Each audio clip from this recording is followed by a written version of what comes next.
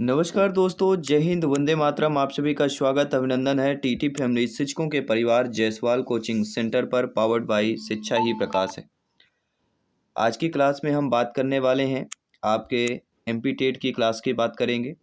MP TET वर्ग तो 2-3 की यहाँ पे क्लासेस चल रही हैं और इस क्लास में हम पहले पार्ट की बात करेंगे, भाग आ, जो कि 30 नंबर का है, जिसमें हिंदी अंग्रेजी समान रहेंगे, रीजनिंग समसामयिक प्रश्न, रीजनिंग मैथ्स से प्रश्न रहेंगे और पेडागोजी के प्रश्न रहेंगे, वो भी आपके सिलेबस के अकॉर्डिंग की बात करेंगे। और ये प्रैक्टिस सेट नंबर 6 है। इसके पहले 5 प्रैक्टिस पेपर ऑलरेडी कंप्लीट हो चुके हैं फर्स्ट पार्ट के, फ्री ऑफ कॉस्ट, जिसका आई बटन पे इस लाइव क्लास के बाद लिंक मिल जाएगा। प्लेलिस्ट भी बना दिया गया है, तो प्लेलिस्ट भी आप लोग विजिट कर सकते हैं। तो चलिए पहले हम प्रश्नों की बात करेंगे। हिंदी जनरल हिंदी के प्रश्न करेंगे जो आप लोगों की स्क्रीन पर दिया गया है। बुराई को सदैव दूर रहिए, बुराई से सदैव दूर रहिए। इस वाक्य में बुराइयों शब्द में संख्या पूछा जा रहा है, समूहवाचक संज्ञा है, संज्ञा पूछा गया है, भाववाचक, व्यक्तिवाचक या जातिवाचक। तो बुराइयों से सदैव दूर रहिए, इसमें क्या क्या हमारा हो जाएगा, जातिवाचक यहाँ पे संज्ञा हो जाएगी। D option is the right answer. इसके बाद आपका अगला प्रश्न है, हम बड़ों का आदर करते हैं। इस वाक्य का प्रकार है आज्ञार्थक, निश्चयार्थक, संकेतार्थक या इच्छार्थक की बात करेंगे। किस प्रकार का वाक्य कहला जाएगा? हम बड़ों का आदर करते हैं मतलब निश्चयार्थक की बात करते हैं, निश्चय ही हम बड़ों का आदर करते हैं। इसके बाद है आपका अगला प्रश्न, कारतूस किस भाषा का शब्द है? अंग्रेजी, अरबी, पुर्तगाली या फ्रांसीसी? सभी बताइए। कारतूस जो है किस भाषा का आपका शब्द हो जाता है? सभी लोग फटाफट कमेंट कीजिए। लाइव क्लास में प्रत्येक भाई बहन शिक्षक बंधु का यहाँ पे स्वागत, अभिनंदन, वेलकम है। कारतूस किस भाषा का शब्द है?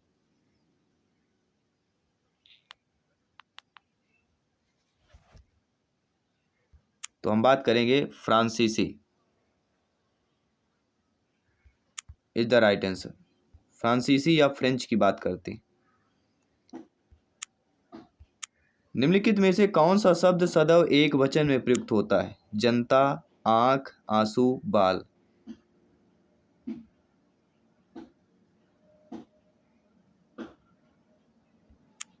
तीनों में से आप चारों में से कौन सा ऑप्शन सही होगा? तो सदैव एक वचन में प्रयुक्त होने वाला जो शब्द है वह है जनता। चाहे 1000 जनता आ जाए, चाहे 100 जनता आए, वह जनता ही बोला जाएगा। ठीक है, आज अब सारी चीजें क्लियर हो चुकी हैं। आइए बात करते हैं अगले प्रश्न की। निम्नलिखित में से स्त्रीलिंग शब्द बताइए। संविधान, प्रवेश, परिवहन या गवेषणा? स्त्रीलिंग शब्द की पहचान करना है, सभी लोग बताइए। इनमें से स्त्रीलिंग शब्द कौन सा आपको कहला जाएगा?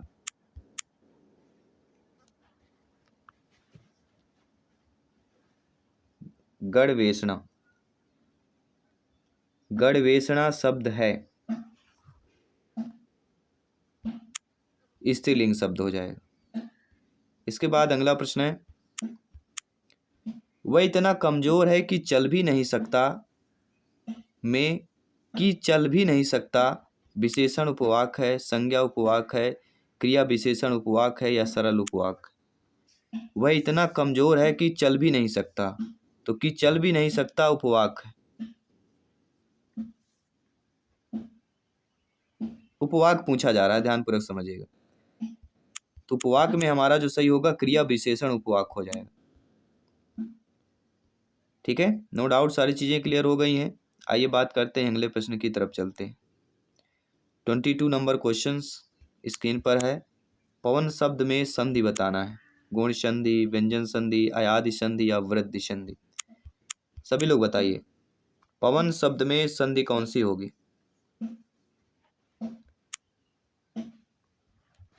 पवन शब्द में संधि है, तो पवन का विच्छेद क्या होता है? ओ धन अन बराबर पवन, यानी कि ओ धन आ मिलके किस में परिवर्तित हो जाते हैं? वा में परिवर्तित हो जाते हैं। तो यहाँ पे हमारी अयाद संधि हो जाएगी। C option is the right answer. अगला प्रश्न देखते हैं जो स्क्रीन पर है। निम्नलिखित विकल्पों में से उपसर्ग रहित शब्द बताइए। विज्ञान, अधिवक्ता, प्रचार, छात्र। तो विज्ञान में आपका बी उपसर्ग हो जाएगा, अधिवक्ता में अधिउपसर्ग हो जाएगा, प्रचार में प्रा उपसर्ग है, लेकिन छात्र में क्या उपसर्ग होगा? छात्र में उपसर्ग होगा। क्या उपसर्ग होगा? छात्र में कोई उपसर्ग नहीं होगा।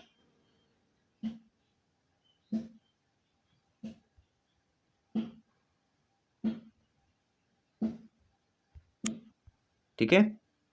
इसके बाद अब जनरल इंग्लिश के क्वेश्चंस करेंगे जो आप लोगों की स्क्रीन पर रहेंगे प्रश्न। Accused is telling lie. The, a, an, the, an, a या ए। राइट ऑप्शन क्या होगा? Accused. Accused accused is telling a lie, यानी कि यहाँ पे जो सी ऑप्शन दिया गया है वह हमारा सही हो जाएगा। यह STT एग्जाम में पूछा गया है। इसके बाद अगला प्रश्न देखते हैं। It took me hour to reach home. It would took me, a hour to reach home, the hour, an hour, none of these. तो it took me hour to reach home, तो हावर दिया गया है, यहाँ पे क्या हो जाएगा? An hour. It took me an hour to reach home, क्योंकि article an is used when the speaker is making general statement. क्या है? जनरल स्टेटमेंट की बात कर रहे हैं, इसलिए यहाँ पे एन का प्रयोग हुआ है। अगला प्रश्न है he is English man. He is a English man, he is the English man, he is an English man, he is ये या नॉन ऑफ दीज। सभी लोग जानते हैं ही इज क्या होगा? N English man. कल हमने द वाले ज़्यादा आर्टिकल किए थे, आज हमारे एन वाला और ए वाला आर्टिकल कर रहे हैं। तो एन वाला आर्टिकल है he is English man, he is an English man हो जाएगा। ठीक है, क्योंकि here the word English beginnings with vowel sound, so we use an. Vowel sound की बात कर रहे हैं, इसलिए एन का प्रयोग होगा यहाँ पे। अगले प्रश्न की बात करते हैं। आपके जनरल इंग्लिश के क्वेश्चंस हैं। फिल इन द ब्लैंक्स है। My brother is in Indian army. My brother is in a Indian army, an Indian army, the Indian army या नो आर्टिकल। तो इंडियन आर्मी, जैसे द ताजमहल, वैसे ही आपका क्या हो जाएगा? The police. My brother is in the Indian army, तो द का प्रयोग यहाँ पे होगा, क्योंकि सेंटेंस में फिलअप करने के, क्योंकि जो डिफिनेटिव आर्टिकल दिया गया है इस आर्टिकल में, इसके पहले सिंगुलर और प्लूरल नाउन्स देखा जाता है। जब हम नाउन में स्पेसिफिक और पार्टिकुलर जो देखते हैं तो ए एन इंडिफिनिट आर्टिकल प्रदान किया गया है, जो प्रॉपर आंसर नहीं होगा आपका। इसलिए द का प्रयोग नेशनलिटी या एक्सप्रेसिंग जो वर्ड होते हैं जिसमें नागरिकता, राष्ट्रीय सूचक शब्द हो, उसके पहले द का प्रयोग किया जाता है। तो my brother in the Indian army. अगला प्रश्न है this win is expensive. This win wine is an expensive, the expensive, I expensive, zero article. तो द वाइन इज एक्सपेंसिव, तो वाइन इज के बाद क्या होगा? एक्सपेंसिव में हमारा क्या लग जाएगा? यहाँ पे जीरो आर्टिकल होगा, ए एन द का नहीं प्रयोग होगा। तो एक्सपेंसिव के पहले हमारा क्या प्रयोग होगा? देखिए सभी लोग जानते हैं कि the noun expensive is noun countable noun and other such are sugar, love, air, water, anger, rain, ETC होता तो हम कर देते। लेकिन these nouns can not be plural because there is no way can count them. इसको count नहीं किया जा सकता, एक्सपेंसिव को काउंट नहीं किया जा सकता। ठीक है, इसलिए यहाँ पे इन द का प्रयोग आपका नहीं होगा, नॉन काउंटेबल होगा। ठीक है, इसलिए हमारा जीरो आर्टिकल की बात करेंगे। इसके बाद हम बात करेंगे अगले प्रश्न की।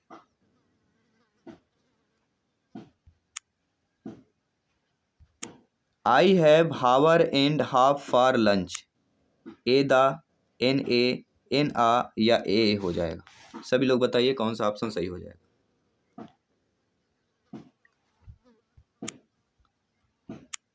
I have hour and half for lunch.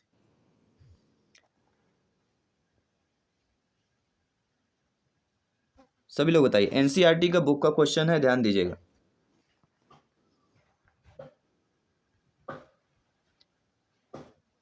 तो I have an hour and a half for lunch, an a का प्रयोग होगा, यानी B option is the right answer. No doubt सारी चीजें समझ में आ गई आप लोगों को। अब बात करेंगे आपके अगले प्रश्न की, बात करते हैं रीजनिंग और तार्किक वाले प्रश्न करेंगे। अब 7 से 8 प्रश्न करेंगे। यहाँ पे दिया गया है पी यू जेड के आर का जो संबंध T P F D Z से है, वही संबंध के आर टी ओ डी का किससे होगा। देखिए P Q R S T +4 करिए, यू के बाद पी दिया गया है, तो P Q R S T you -5 कीजिए। जेड का संबंध एफ से होगा, जो जेड का संबंध एफ से है तो Z F I J K L M N O P Q R S T U V W X Y Z. तो जेड का संबंध यहाँ से जो एफ का हो जाता है, यहाँ पे +6 हो जाएगा आपका। वही संबंध के का डी से हो जाएगा, -7 हो जाएगा। आर का जो जेड से संबंध है वह +8 का हो जाएगा। यानी नंबर बढ़ रहा है 4 5 6 7 8, लेकिन पहले +4 होता है, इसके बाद -5 +6 -7 +8। यही प्रक्रिया हमें किस में करना पड़ेगा, के आर टी ओ डी में। तो पहले +4 था, तो के बाद क्या आ जाएगा, के एल एम एन ओ आएगा। तो पहले तो ओ आएगा, ये ध्यान देना है। सी ऑप्शन में देखिए, के का संबंध जो ओ से है +4 हो जाएगा, आर का संबंध एम से है -5 आना चाहिए, यानी कि एम एन ओ आर,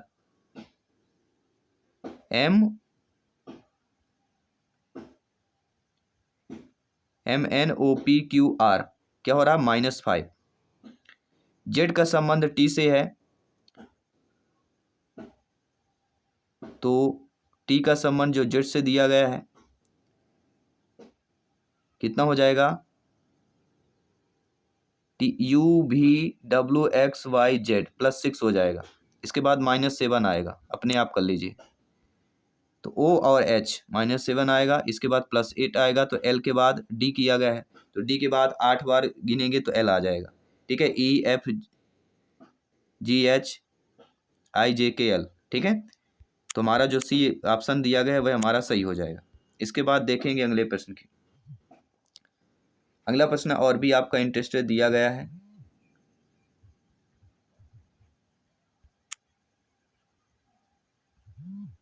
जो संबंध जो है आपका पल्मोनोलॉजिस्ट फेफड़े का है, वही संबंध नेफ्रोलॉजिस्ट किससे होगा।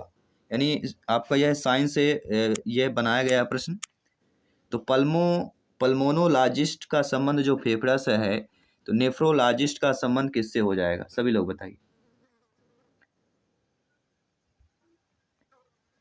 तो फेफड़े का अध्ययन पल्मोनोलॉजिस्ट कहलाता है, उसी प्रकार वृक्क का अध्ययन क्या होता है, नेफ्रोलॉजिस्ट कहलाता है। तो वृक्क इज द राइट आंसर हो जाएगा। इसके बाद अगला जो संबंध है, जो सांड का संबंध गाय से है, तो बीजास्व का संबंध किससे हो जाएगा। सांड का संबंध गाय से है, तो बीजास्व का संबंध यानी विपरीत। ठीक उसी प्रकार बीजास्व का संबंध किससे हो जाएगा, घोड़े। घोड़े को क्या बोला जाता है, बीजास्व। ठीक है, जो संबंध आपका वीडियोग्राफर के कैमरा से है, वही चिकित्सक का किससे हो जाएगा संबंध। तो चिकित्सक का जो संबंध हो जाता है वह स्टेथोस्कोप का हो जाता है। वीडियोग्राफर कैमरा जरूरी है, डॉक्टर के पास स्टेथोस्कोप जरूरी है, कंपलसरी, जिसे हम आला कहते हैं, जो डॉक्टर अपने गले में टांगे रहते हैं, आला अपनी भाषा में। देखिए NEPHEW का जो संबंध QFOXFI से है, वही संबंध आपका PRIME प्राइमर का संबंध किससे होगा। अब देखिए यहाँ पे हमारा क्या फार्मूला बन रहा है, यहाँ पे जो फार्मूला बन रहा है NEP का देखा जाए, HEW का देखा जाए, NEP को अलग कर लीजिए, HEW को अलग कर लीजिए। इसी प्रकार QFO को अलग कर लीजिए, OX क्या बोलते हैं, QF हो गया और O हो गया। इसके बाद आपका क्या आएगा, XFI। अब देखिए इनका संबंध कैसे बन रहा है। ठीक है, क्रॉस करना है, P के बाद Q, N के बाद O, F, ये तो सेम हो गया, FF सेम दिया गया है। H के बाद I, W के बाद X, FF सेम दिया गया है। उसी प्रकार हम यहाँ पे भी करेंगे, PRI को अलग कर लेंगे और MER को 2 बार करना है, इसका ये संबंध बनेगा, यानी कि I इधर आएगा, IRP होगा और इसका इधर बनेगा, यानी REM होगा। तो IRP REM किस में दिया गया है, ये हमें देखना। सॉरी, सेम नहीं करना, एक करना है ना, हमने गलत कर दिया यहाँ पे। PRIMER जो है इसको अंगली संख्या में करना था। ठीक है, I के बाद J आता है, P के बाद Q आता है, तो JRQ, क्या हम सही कह रहे हैं, JSQ होगा। R के बाद क्या आता है, S आता है ना।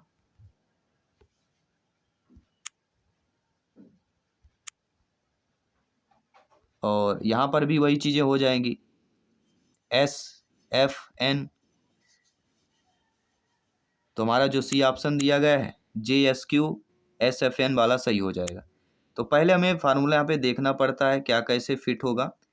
अब देखिए जो संबंध आर्डर्स का है वही आपका QFBTP का संबंध होगा। इसमें आपको देखिए क्या करना है, OPQ +2 हो रहा है, OPQR -3 हो रहा है, DEF +2 हो रहा है, BEF -3 हो रहा है। R का संबंध T का क्या हो जाएगा, +2 हो जाएगा। ओके, RST होता है ना S और T, उसी प्रकार S का संबंध P का किससे हो जाएगा, -3, यानी +2 -3 +2 -3 करते जाना है। तो F के बाद +2 करेंगे तो क्या आ जाएगा, H आ जाएगा। A के बाद A के बाद में क्या करेंगे, -3, तो Z से आएगा तो फिर यहाँ पे X आ जाएगा। S के बाद 2 करेंगे तो क्या आ जाएगा, XTU आ जाएगा। T के -3 करेंगे तो क्या आ जाएगा, Q आ जाएगा।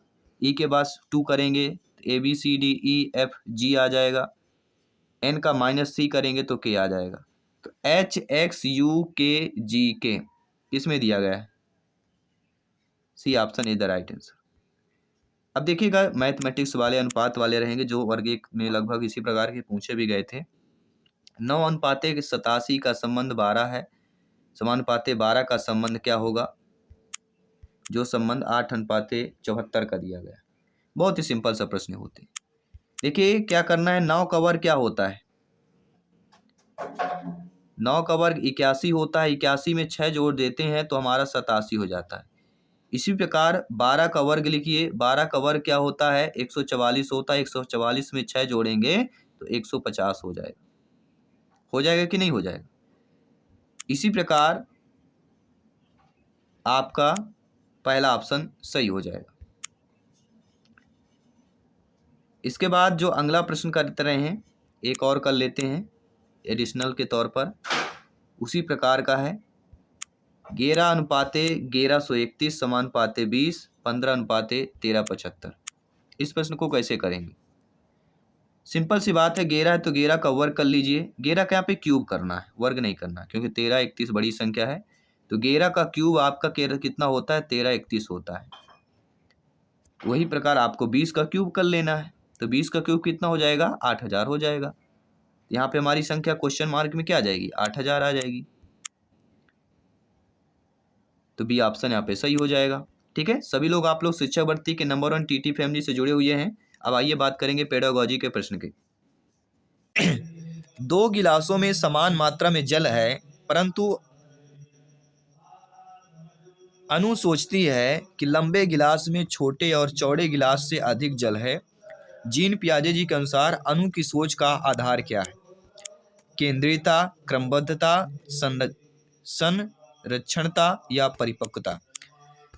तो दो गिलासों के समान मात्रा में जल है, परंतु अनु सोचती है कि लंबे गिलास में छोटे और चौड़े गिलास से अधिक जल है। तो जीन पियाजे जी के अनुसार अनु की सोच का आधार क्या होगा?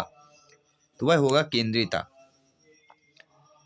जीन पियाजे जी के अनुसार यदि अनु सोचती है कि लंबे गिलास में छोटे और चौड़े गिलास से अधिक जल है, किंतु दोनों गिलासों में जल की मात्रा समान है, तो अनु के अंदर केंद्रीयता का गुण है, जिससे वह स्वयं के निर्णय को सर्वोपरि समझती है। अगला प्रश्न देख लिए। भाषा जो लैंग्वेज है वह हमारी विचार प्रक्रिया को पूरी तरह से नियंत्रित करती है, हमारी विचार प्रक्रिया को प्रभावित करती है, विचार प्रक्रिया का निर्धारण नहीं कर सकती, विचार प्रक्रिया को प्रभावित नहीं करती।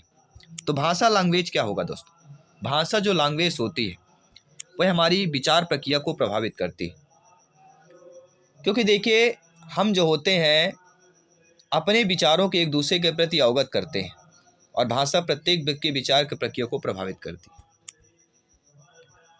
अगला प्रश्न है, सतत और व्यापक मूल्यांकन में से इनमें से क्या शामिल है? मूल्यांकन के मापदंडों और उपकरणों की योजना बनाना, शिक्षक द्वारा सावधानी पूर्वक रिकॉर्ड अभिलेख को तैयार करना, बच्चों के समय समय पर परीक्षण करना एवं उनको श्रेणीबद्ध करना, या शिक्षण को अधिगम प्रक्रिया के साथ एकीकृत करना। सही ऑप्शन आपको चयन करना है। तो हमारा जो सही ऑप्शन होगा फर्स्ट, सेकंड एंड फोर्थ, यानी मूल्यांकन के मापदंडों और उपकरणों की योजना बनाना, शिक्षक द्वारा सावधानी पूर्वक रिकॉर्ड और अभिलेख को तैयार करना, एंड शिक्षण को अधिगम प्रक्रिया के साथ एकीकृत करना। पहला ऑप्शन सही हो जाएगा। फर्स्ट, सेकंड एंड फोर्थ ये हमारे सतत एवं व्यापक मूल्यांकन में शामिल है। इसके बाद अगला प्रश्न है, समावेशी शिक्षा से संबंधित है कि समावेशी शिक्षा किसके सिद्धांत पर आधारित होती है? तो जो समावेशी शिक्षा होती है वह आपके समता एवं समान अवसर के सिद्धांत पर आधारित होती है। अर्थात समावेशी शिक्षा के अंतर्गत उन बालकों को, बालक बालिकाओं, शिक्षार्थी, विद्यार्थियों को शामिल किया जाता है जो समान बालकों से अलग हों, जैसे दृष्टिबाधित बालक, मूक बधिर बालक, ठीक है, प्रतिभाशाली बालक, मानसिक मंद बालक, ठीक है, इनको शामिल किया जाता है। अगला है कि एक शिक्षक को अपने विद्यार्थियों को किसी प्रश्न का उत्तर देने के लिए सहज अनुमान लगाने के लिए क्या करना चाहिए? प्रोत्साहित, अनदेखा या दंडित या अवरुद्ध करना चाहिए? तो आप सभी लोग जानते हैं, लगभग ज्ञानी सर्वव्याख्याता लोग हैं, कि एक शिक्षक को अपने विद्यार्थियों को, बालक बालिका को किसी प्रश्न का उत्तर देने के लिए सहज अनुमान लगाने के लिए क्या करना है? आपको मात्र केवल उनको प्रोत्साहित करना है। पहला ऑप्शन आप पे सही कर लेना। अगला प्रश्न है, पाठ्यक्रम बनाते समय निम्नलिखित में क्या एक मानदंड नहीं होता है? अभिभावकों का शैक्षणिक स्तर, पिछली परीक्षा में शिक्षार्थी का प्रदर्शन, शिक्षार्थी की क्षमताएं, शिक्षार्थी की आकांक्षाएं। तो पाठ्यक्रम बनाते समय क्या एक मानदंड नहीं होता है? तो इसके पहले जानना है कि पाठ्यक्रम बनाते समय मानदंड क्या होता है। पहली बात तो पिछली परीक्षा में शिक्षार्थी का प्रदर्शन क्या रहा, शिक्षार्थी की क्षमताएं क्या रही, शिक्षार्थी की आकांक्षाएं। लेकिन अभिभावकों का शैक्षणिक स्तर यह आपका नहीं देखा जाता है पाठ्यक्रम बनाते समय। शिक्षक जो है पाठ्यक्रम संपूर्ण शैक्षिक प्रणाली के आधार पर बनाते हैं, ना कि अभिभावकों के शैक्षिक स्तर के आधार पर बनाते हैं। अगला प्रश्न है, विद्यार्थियों को स्पष्ट उदाहरण एवं गैर उदाहरण देने का क्या परिणाम मिलता है? यह विद्यार्थियों के दिमाग में भ्रांतियां उत्पन्न करता है, यह अवधारणाओं की समझ में अभाव पैदा कर देता है, यह अवधारणात्मक समझ के बजाय कार्यविधि प्रक्रियात्मक ध्यान पर केंद्रित करता है, यह अवधारणात्मक परिवर्तनों को प्रोत्साहित करने के लिए एक प्रभावी या प्रभावशाली तरीका है। दोस्तों सभी जानते हैं, विद्यार्थियों को स्पष्ट एवं उदाहरण और गैर उदाहरण देने का जो परिणाम होता है वह हमारा परिणाम हो जाता है अवधारणात्मक परिवर्तनों को प्रोत्साहित करने के लिए एक प्रभावशाली एक तरीका होता है। क्या है? विद्यार्थियों को स्पष्ट उदाहरण एवं गैर उदाहरण देने का परिणाम। इससे क्या होता है? अवधारणात्मक जो परिवर्तन को प्रोत्साहित करने के लिए प्रभावशाली तरीका होता है। अगला है, बंडूरा के सामाजिक अवलोकन पर आधारित अधिगम सिद्धांत पे निम्नलिखित में से कौन सी प्रक्रिया होती है? स्वचिंतन, प्रतिधारण, पुनरावृत्ति या सार को दोहराना। तो बंडूरा के सामाजिक अवलोकन पर आधारित अधिगम सिद्धांत में इनमें से कौन सी प्रक्रिया होती है?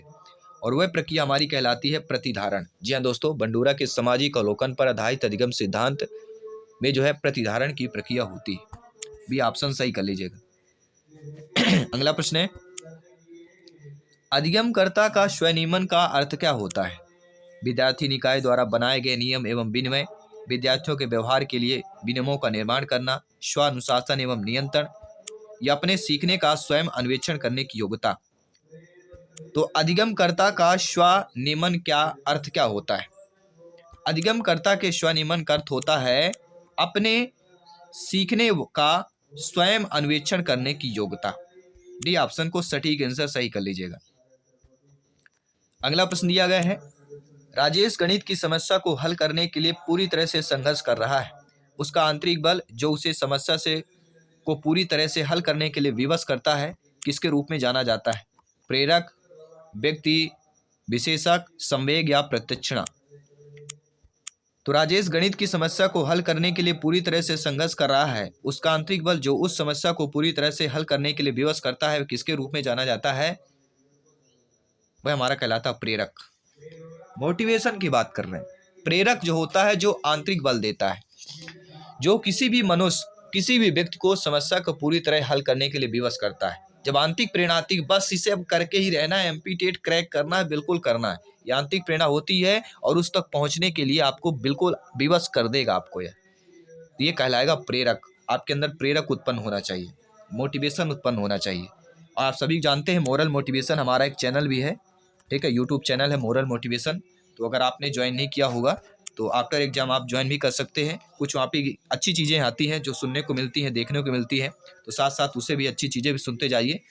लिंक मैं दे दूंगा, मोरल मोटिवेशन चैनल को विजिट कर सकते हैं। लेकिन फिलहाल अपने एग्जाम की तैयारी करें, 30 में 30 अंक जो है पक्का करें। 7 PM में डेली आइए, प्रिपरेशन को बेहतर कीजिए, टीटी एग्जाम को क्रैक कीजिए। सभी मित्रों को जय हिंद, वंदे मातरम, धन्यवाद सभी का।